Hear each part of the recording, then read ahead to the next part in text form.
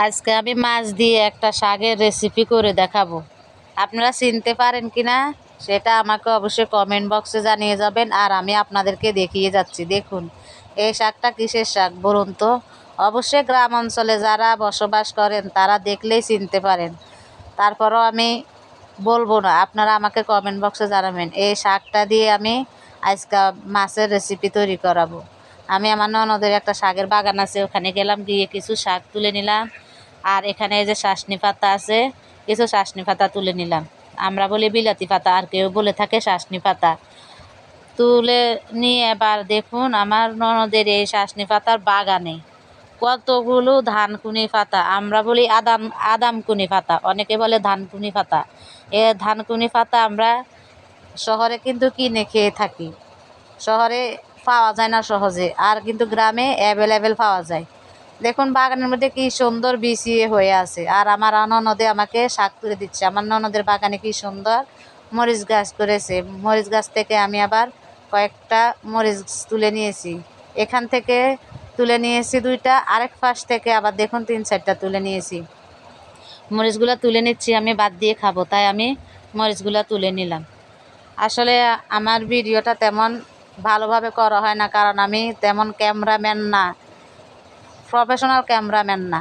আমি নতুন একজন ব্লগার, চেষ্টা করি ভালো ভিডিও দেওয়ার জন্যে, কিন্তু কি তাও অনেকেই বলে আমার ভিডিওটা তেমন ভালো করে করা হয় না। আমি একজন নতুন ব্লগার, সেই হিসাবে যেটুকু করি একটুকুই আমার কাছে যথেষ্ট। অবশ্য ভুল ত্রুটি হয় বলে আপনারা আমাকে বলেন, সেটাও ভালো লাগে। এই দেখুন আমি শাকটা তুলে নিয়ে আসলাম, কেটে কুটে নিলাম বসে বসে। আর এখান দিয়ে আমি মাছ ভাজি করতে দিয়ে দিলাম, তেলাপিয়া মাছ। আমার ননদের বেটি রান্না করতে বসে গেল, ওকে আমি সব ধুয়ে দিয়ে পরিষ্কার করে দিলাম। ওই রান্না করে নিচ্ছে, মাছগুলো ভেজে নিয়েছে। সব মাছগুলো এভাবে একে একে তুলে নিচ্ছে ভেজে। এর মধ্যে দিয়ে দিবে পেঁয়াজ কুচি, কাঁচামরিচ কুচি। এই মাছগুলা ভাজা হয়ে গেলে এই যে পেঁয়াজ কুচি, কাঁচামরিচ কুচি দিয়ে দিছে মাছগুলা তুলে দিয়ে। এখন এর পেঁয়াজটাকে লাল লাল করে ভেজে নিবে। ভেজে নেওয়ার পর যখন পেঁয়াজটা একটু হালকা লাল হয়ে গেছে, তখনই আদা রসুন বাটা দিয়ে দিয়েছে। দিয়ে এখন একটু নাড়াচাড়া করে মশলাটার গন্ধ বের করে নেবে, যে একটা কাঁচা ফ্লেভার আছে ওটা বের করে নেবে। নিয়ে অল্প একটু পানি দিয়ে দিচ্ছে যাতে মশলাটা না পুড়ে যায়। দিয়ে এর মধ্যে হলুদ গুঁড়া দিয়ে দিল 1.5 চামচ, আর দিয়ে দিবে মরিচের গুঁড়া 1.5 চামচ। আসলে শাকের তরকারিতে মরিচ হলুদ একটু বেশি লাগে, তারপরও মনে হয় একটু হলুদ মরিচ কম হয়, কিন্তু না, এগুলো তো একটু বেশি করে দিতে হয়, খেতে ভালো লাগে। তারপরে দিয়ে দিচ্ছে স্বাদ মতো লবণ, দিয়ে ভালোভাবে নাড়াচাড়া করে নিচ্ছে। নিয়ে দেখুন মশলাটা একদম ভাজা ভাজা হয়ে গেছে। এখন এর মধ্যে আর একটু পানি দিয়ে দিচ্ছে যাতে মশলাটা আরও ভালোভাবে কষে যায়। পানি দেওয়ার পরে এটাকে ভালোভাবে নাড়াচাড়া করে মশলাটাকে ভালোভাবে কষিয়ে নিচ্ছে। এই পাক দিয়ে আমার শাশুড়ির জন্যে গরম পানি করে নিয়েছে। গরম পানি করে পানি ঢেলে দিয়েছে যাতে গোসল করতে পারে।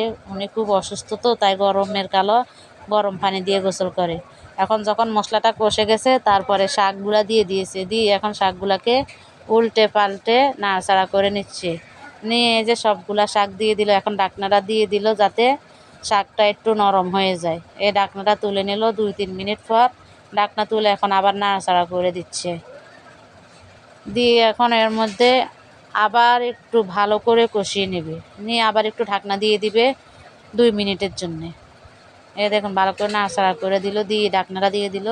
দিয়ে এখন ঢাকনাটা তুলে পরিমাণ মতো পানি দিয়ে দিচ্ছে। আসলে অনেক শাক আছে কষাতে কষাতে কিন্তু কি পানি বের হয়ে যায়, কিন্তু এই শাক থেকে তেমন পানি বের হয় নাই। কষানোর জন্য যতটুকু প্রয়োজন ছিল ততটুকুই হয়েছিল। কষানোর শেষে পানি যখন শুকিয়ে গেছে, তখন পরিমাণ মতন পানি দিয়ে দিয়েছে। দিয়ে এখন নাড়াচাড়া করে সুন্দর মতো উপর দিয়ে মাছগুলা বিছিয়ে দিয়েছে। মাছগুলা বিছিয়ে দিয়ে ঢাকনা দিয়ে 6-7 মিনিট রান্না করে নেবে। 6-7 মিনিট পর ঢাকনাটা তুলে সুন্দর করে মাছগুলোকে উল্টে পাল্টে দিচ্ছে যাতে 2 পিঠেই ভালোভাবে মশলা লেগে যায়। তারপরে যে ভাজা জিরার গুঁড়া দিয়ে ঢাকনা দিয়ে দিল 2 মিনিটের জন্য। 2 মিনিট রান্না করার পরে চুলা থেকে নামিয়ে নিল।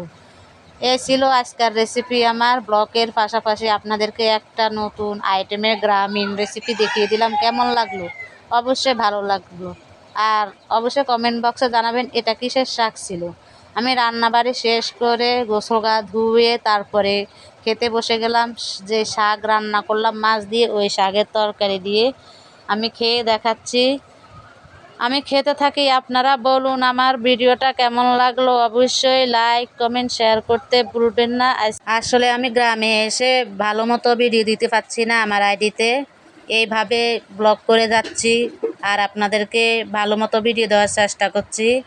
অবশ্যই আপনারা সাপোর্ট করবেন। সবাই সুস্থ থাকুন, ভালো থাকুন, আল্লাহ হাফেজ।